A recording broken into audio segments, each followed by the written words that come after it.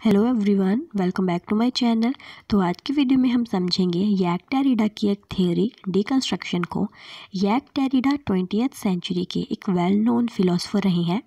उनका जन्म 1930 में अल्जीरिया में हुआ था, जो कि तब फ्रेंच रूल के अंडर थी, और उनकी डेथ 2004 फ्रांस में हुई थी। जब उनकी कंट्री पर कॉलोनियल पावर्स रूल कर रही थीं तो उन्हें बहुत डिस्क्रिमिनेशन, रेसिज्म को फेस करना पड़ा, क्योंकि वो एक ज्यू थे और फ्रेंच डिक्टेटर्स ज्यूइश कम्युनिटी पे बहुत एट्रोसिटीज़ कमिट कर रहे थे। उनकी इस पॉलिसी को एंटी सेमिटिज्म कहा जाता था, और एक ज्यूइश होने के नाते यैक डेरिडा को स्कूल से भी निकाल दिया गया था।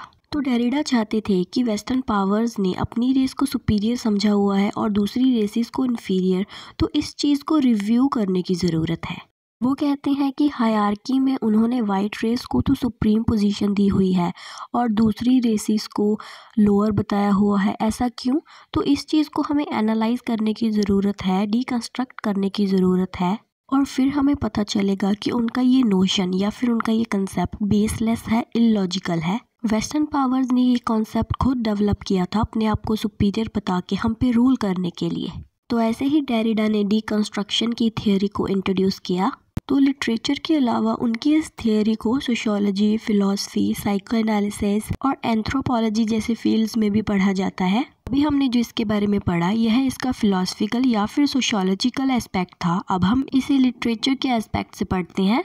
डेरिडा ने 1966 में जॉन हॉपकिंस यूनिवर्सिटी में एक लेक्चर दिया था, जिसका नाम था structure, sign and play in the discourse of human science. इसमें उन्होंने कहा था कि किसी भी राइटिंग का या फिर टेक्स्ट का एक फिक्स मीनिंग नहीं होता। जैसे किसी राइटर ने एक बुक लिखी है, बुक लिखते हुए उसके माइंड में क्या चीज़ें थी और उसने बुक में लिखा क्या है और हमने समझा क्या है, ये तीनों अलग अलग चीज़ें हैं। इसीलिए हम किसी भी टेक्स्ट को पढ़कर ये नहीं कह सकते कि जो भी इसमें लिखा है हमने सारा समझ लिया है। हम एक बार में किसी भी टेक्स्ट को पूरा नहीं समझ पाते, क्योंकि बहुत सारी चीज़ें हम छोड़ देते हैं जो हमें नहीं समझ लगती। तो डेरिडा चाहते हैं कि हमें उन चीज़ों को भी समझना चाहिए, तभी हमें ये अच्छे से पता चलेगा कि राइटर हमें क्या मैसेज कन्वे करना चाहता है। तो यहाँ पर हम फर्डिनेंड दे सॉस्यूर के कंसेप्ट के साथ इस बात को समझते हैं। सॉस्यूर एक लिंग्विस्ट थे।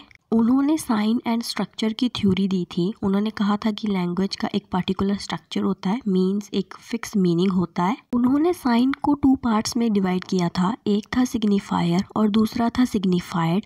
आप मान लीजिए कि मैंने एक वर्ड बोला है एप्पल। इस वर्ड को सुनकर आपके माइंड में जो इमेज बनी एप्पल की, उसे बोलते हैं सिग्निफाइड, और जो वर्ड मैंने बोला एप्पल, उसे बोलते हैं सिग्निफायर। ये एप्पल तो एक एग्जाम्पल है, ऐसे बहुत सारे वर्ड्स होते हैं, बहुत सारे सिग्निफाइड होते हैं, बहुत सारे सिग्निफायर्स होते हैं। सॉस्यूर कहते हैं कि लैंग्वेज का एक फिक्स मीनिंग होता है और एक स्ट्रक्चर होता है। अगर हमने बोला है वर्ड एप्पल तो हमारे माइंड में इमेज बनेगी एप्पल की, इसलिए ये सब फिक्स है। लेकिन डेरिडा इस थ्योरी को रिजेक्ट करते हैं। वो कहते हैं कि अगर आपने एप्पल वर्ड बोला है, इसका मतलब ये नहीं है कि हर पर्सन के माइंड में एप्पल की वही इमेज बनेगी। अब आप मान लीजिए कि किसी और लैंग्वेज में एप्पल का क्या पता कोई दूसरा मतलब हो और उनके माइंड में कोई दूसरी इमेज बने, तो हम ये कैसे कह सकते हैं कि हर एक वर्ड का फिक्स मीनिंग होता है। अब हम एक दूसरे एग्जाम्पल ले लेते हैं, वर्ड सफ़र। इंग्लिश में सफ़र का मतलब होता है सहना, और अगर हम हिंदी में बात करेंगे सफ़र, तो ये एक जर्नी होती है कि मैं सफ़र कर रहा हूँ। वर्ड तो एक जैसे ही बोले जाते हैं, लेकिन दोनों लैंग्वेज में इसकी मीनिंग तो डिफरेंट है ना। तो डेरिडा कहते हैं कि लैंग्वेज एक ओपन सिस्टम है, इसमें कोई फुल स्टॉप नहीं है कि इस वर्ड का यही मतलब होगा, इस चीज़ का यही मतलब होगा। हमें किसी भी चीज़ को एनालाइज करते रहना चाहिए, क्योंकि अगर हम एक ही चीज़ को बार बार एग्जामिन करते हैं तो इसमें से कुछ न्यू चीज़ें हमें मिलती हैं, न्यू चीज़ें हमें समझ में आती हैं। जैसे आप मान लीजिए कि आज आप कोई टेक्स्ट पढ़ रहे हो तो वो आपको आज भी समझ आएगा, लेकिन अगर आप उसे 5 साल या फिर 10 साल बाद पढ़ोगे तो आपको उसमें न्यू चीज़ें मिलेंगी, क्योंकि तब तक आपकी सोच और डेवलप हो चुकी होगी। अब ऐसा तो है नहीं कि वो टेक्स्ट चेंज हो गया होगा, आपकी सोच चेंज हो गई होगी। तो मेन डेरिडा यही चाहते हैं कि हमने जो अपने माइंड में कुछ नोशंस सेट कर रखे हैं कि ये चीज़ हमारे लिए सही है तो सही ही है और ये गलत है तो गलत ही है, हमें इन नोशंस को फिर से एग्जामिन करना चाहिए। हमें यह चीज़ फाइंड आउट करनी चाहिए कि यह चीज़ हमारे लिए सही है तो क्यों है, और अगर गलत है तो क्यों है। हमें किसी भी चीज़ को डीकंस्ट्रक्ट करना चाहिए। कंस्ट्रक्ट करने का मतलब होता है किसी भी चीज़ को बनाना, डीकंस्ट्रक्शन का मीनिंग होता है उस चीज़ को तोड़कर फिर से बनाना। हमें एक ही चीज़ पर फिक्स होने की ज़रूरत नहीं है, new new opportunities find out करनी चाहिए।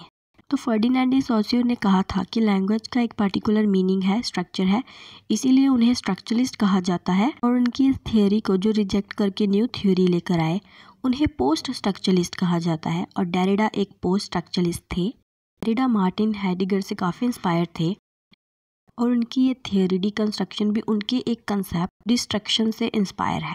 डेरिडा का यह लेक्चर बहुत ही फेमस हुआ था और फिर इसे उनकी बुक राइटिंग एंड डिफरेंस में भी पब्लिश किया गया था।